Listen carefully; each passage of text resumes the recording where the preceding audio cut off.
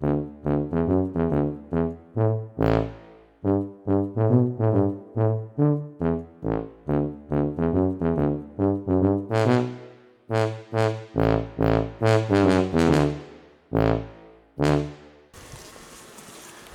le bonjour. Alors aujourd'hui, ben voilà, mon premier frelon asiatique. Voilà, je suis en train de lever les hausses en fait parce que il n'y a plus rien. Là maintenant ça mielle plus, il n'y a plus de mielée conséquente ni rien. Donc là ça rentre au compte-gouttes. Il y a même des ruches que je suis obligé de nourrir parce que je n'en pas rentré assez. Enfin bon, elles sont un petit peu en famine. Et je crois savoir aussi pourquoi. C'est que là il commence à y avoir des attaques de frelons asiatiques. Donc jusqu'à maintenant j'avais pas été embêté avec ça.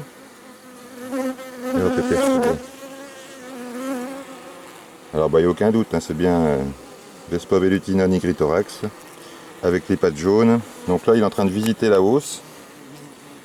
Je l'ai vu plusieurs fois emporter une abeille, enfin celui-là ou un de ses frères ou plutôt une de ses sœurs. Eh ben, elle va pas me piquer quand même. Hein.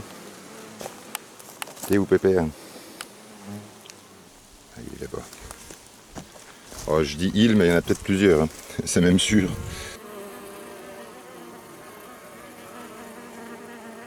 Donc là, il cherche sur les cadres, visiblement. Il cherche plus à manger du sucre qu'autre chose. Donc je sais pas si c'est un nid qui est tout nouveau et où il n'y a encore pas beaucoup de larves pour qu'il chasse pas plus que ça les abeilles. Une fois, je l'ai vu, une fois ou deux, enfin j'en ai vu un emporter une abeille, mais j'ai pas vu d'attaque de plusieurs frelons. Après ça viendra certainement, malheureusement. Alors, en tout cas pour celui-là, déjà je constate un truc, c'est que c'est comme les guêpes, hein, s'il est loin de son nid et qu'il est en train de bouffer, il s'en fout de nous. Alors je l'entends, enfin j'en entends un. Et j'en vois jamais deux à la fois, c'est pour ça que je dis qu'il y en a un, mais en fait évidemment il y en a une colonie certainement pas loin. Alors à mon avis pas très grosse, parce que pour l'instant ça attaque pas fort, que ça va. Donc je vais observer ça, de près. Mettre des coups de raquette de badminton, oui, mais enfin bon, on en tue un, il y en a 10 qui naissent dans le nid, donc est-ce que ça vaut vraiment le coup? Je pense que je vais laisser aux abeilles le soin de faire connaissance avec cette bête-là pendant qu'il n'y en a pas trop. Alors certains vont trouver ça étrange, bizarre, suicidaire même, pourquoi pas. Bref, moi je pense qu'on n'arrivera pas à éradiquer ce truc-là de toute façon. Donc à un moment donné, on ne pourra pas continuer tout le temps à chasser le frelon asiatique par tous les moyens possibles. Et j'ai vu certains mettre des trucs, enfin bref, mettre des produits chimiques sur les frelons pour qu'ils aillent contaminer le nid et tout ça. Donc ça veut dire lâcher des produits chimiques dans la nature comme ça sans trop savoir où ça va aller, ni par quoi ça va être mangé, ni rien. Enfin c'est quand même pas terrible. Donc moi je pense qu'il va falloir que nos abeilles apprennent à se défendre. Tiens, regarde là-bas. Hop. Donc ouais, là je sais pas trop quoi faire avec ça. Est-ce que j'essaye de piéger? Alors je vais piéger, je vais attraper quelques ouvrières et est-ce que vraiment ça va être significatif sur le nombre de frelons? Est-ce que finalement c'est pas contre-productif? Je dis, on pourra pas tout le temps s'acharner à piéger, empoisonner, détruire, brûler, enfin tout. Il y a un moment, il faudra bien que nos abeilles s'y fassent et malheureusement, c'est toujours la même chose. C'est comme pour les varrois, et comme pour les maladies, et comme pour tout. De la diversité génétique naîtra des comportements de défense. Il y en a déjà qui se défendent, qui sont capables de les étouffer. Je les ai vus faire avec le frelon européen. Avec le frelon asiatique, encore pas, mais j'imagine que bon, il doit être un peu plus difficile à attraper parce que c'est vrai qu'il est moins pâteau que l'autre. Hein. Là, il y en a un qui sort. Là. Ah, lui, il a pris une abeille. Bon ben voilà, on avait déjà le varroa, on avait diverses maladies possibles, potentielles et voilà. On avait la sécheresse, on a eu des faux printemps, on a eu des tas de trucs. Voilà, les abeilles, franchement, il faut qu'elles soient motivées là. Et comme si tout ça, c'était pas encore suffisant, le manque de nourriture, la monoculture et tout ça qui les embête déjà pas mal. Et ça, je parle même pas des pesticides parce que ça, c'est le truc qu'on accuse en premier, alors qu'en fait, c'est pas forcément ça la première des causes du déclin des abeilles. Quoi. Voilà, donc là il ne manquait plus qu'un frelon asiatique pour couronner tout ça quoi. Donc pour être apiculteur, il faut être quand même motivé hein, je trouve. Alors qu'est-ce qu'il va faire celui-là?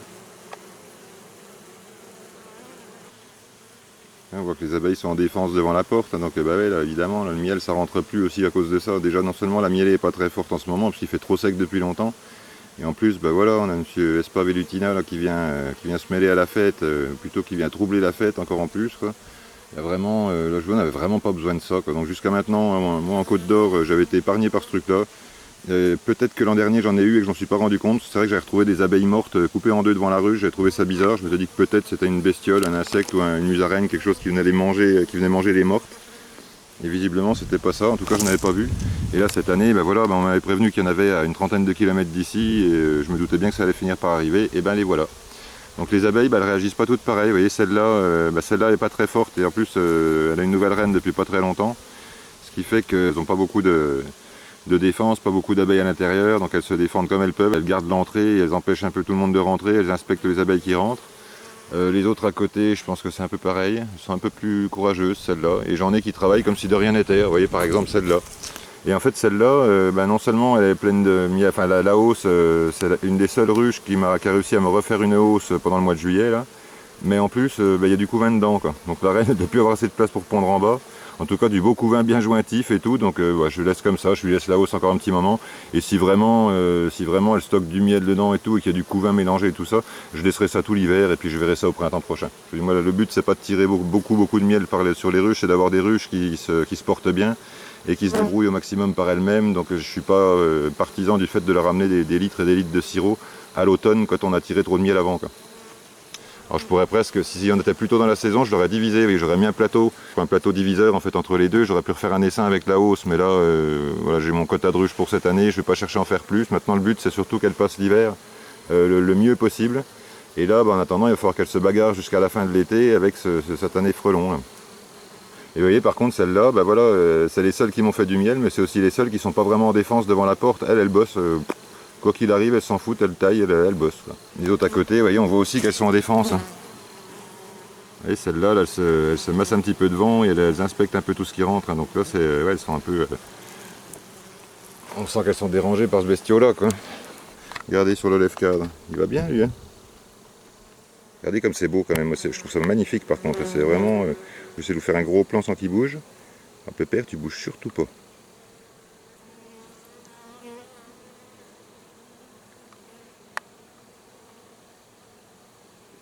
Et alors la plupart des gens pensent que le frelon asiatique est plus gros que l'européen. Non, non, pas du tout, hein, parce qu'ils confondent avec le mandarina. Et le mandarina, oui, est beaucoup plus gros, mais pour l'instant, il n'est pas chez nous, et heureusement, parce que lui est vraiment dangereux. Là, le Vespa velutina, franchement, depuis tout à l'heure, il tourne autour de moi, il n'y en a pas un qui a cherché à me piquer ni rien, ils sont occupés à manger, ils n'en ont rien à foutre, hein, moi, de ce que je fais et tout. Et là, on voit les abeilles qui sont calées à la porte, qui ne causent pas bouger. Et celles qui travaillent, c'est là où on voit aussi une différence par rapport aux frelons asiatiques, c'est qu'il y en a qui s'en foutent. Il y en a, c'est des kamikazes, elles sortent, elles n'en ont rien à foutre, elles partent, quoi, tant pis, elles vont bosser, elles ont leur boulot à faire. Et puis il y en a certainement quelques-unes qui vont se faire attraper par les frelons, et ça oui, mais au final, elles ne risquent pas de mourir de faim, alors que les autres à côté, même si elles ont des réserves pour l'instant, si elles continuent à ne pas vouloir sortir, c'est ça surtout le problème du frelon asiatique, c'est le Vespa velutina, si j'ai bien compris, ne détruit pas complètement les colonies, mais par contre, il les affaiblit, parce que quand le frelon est devant, et donc les abeilles n'osent pas sortir, donc comme elles ne sortent pas, elles ne butinent pas, et pendant ce temps-là, les couvains à l'intérieur mangent le miel, et les couvains, les abeilles, toute la population à l'intérieur, la colonie mange le miel, et au bout d'un moment, il n'y a plus assez de réserve. Le Vespa velutina par rapport au mandarina, lui, le mandarina détruit toute la colonie apparemment, donc c'est des frelons qu'il y a au Japon, qui commencent à y avoir aux États-Unis apparemment, mais en France il y en a encore, heureusement il n'y en a encore pas, j'espère que personne n'aura la mauvaise idée d'en ramener un jour, ou que ce soit accidentellement ou pas. Et donc pour le velutina, lui par contre il va s'attaquer aux ruches les plus fortes, et là où il y a le plus d'abeilles, en fait lui ce qu'il voit c'est un garde-manger, donc il va s'attaquer aux abeilles au maximum. Et puis quand la colonie commence à avoir moins d'abeilles, il va s'attaquer à l'autre à côté qui est un peu plus forte. Ce qui fait qu'en fait, il ne va pas éradiquer complètement les abeilles de la ruche, mais par contre, en étant devant et en empêchant les abeilles de sortir, il va les faire mourir de faim, un peu, en assiégeant la ruche, si vous voulez, il va les faire mourir de faim sans le vouloir. Quoi. Bon voilà, donc c'était ma première confrontation avec le frelon asiatique. Donc pour l'instant, je ne sais pas trop quoi en penser. J'ai vu pas mal de choses, j'ai vu et entendu pas mal de choses sur le frelon asiatique. Des choses intéressantes, des choses pertinentes et des choses totalement délirantes aussi. Je voudrais pas que cette histoire de frelon asiatique devienne encore une énième raison entre les pros quelque chose et les anti quelque chose de s'engueuler, donc entre les anti-piégeages et les pro-piégeages, je vous dis c'est comme avec les masques, maintenant on arrive à s'engueuler parce qu'il y a des gens qui veulent pas mettre de masque et d'autres qui veulent absolument en mettre et qui sont...